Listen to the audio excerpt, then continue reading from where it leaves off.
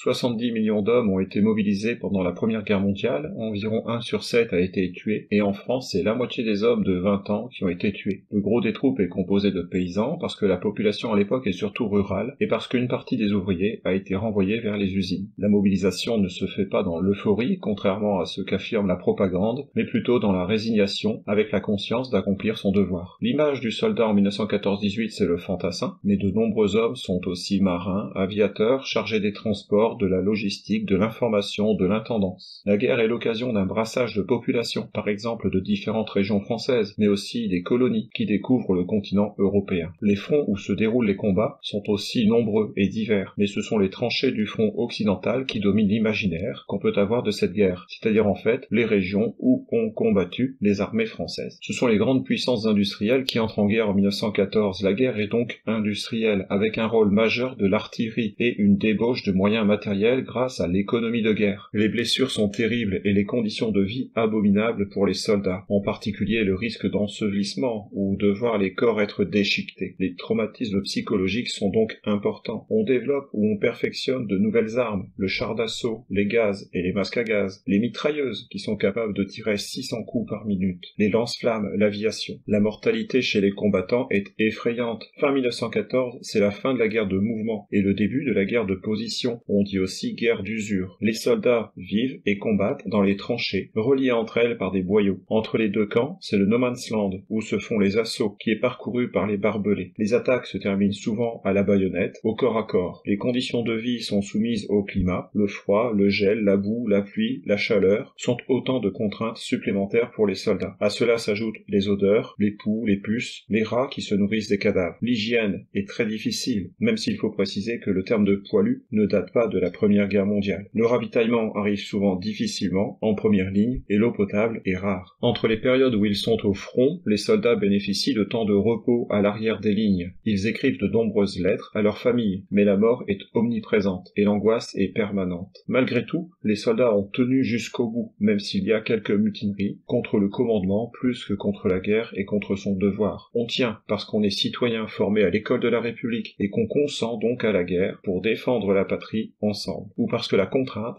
exercée par la justice militaire, est très lourde. 10 millions de morts, des veuves, des orphelins, des blessés, des gueules cassées. Le bilan est lourd, la société est traumatisée. Pour certains, après la guerre, il faut préserver la paix à tout prix. Ce sont les pacifistes, cette guerre devant être la der des der. Pour d'autres, la violence, les atrocités sont comme banalisées. On parle alors de brutalisation des esprits ou d'ensauvagement, ce qui a une importance considérable dans les événements politiques de l'entre-deux-guerres.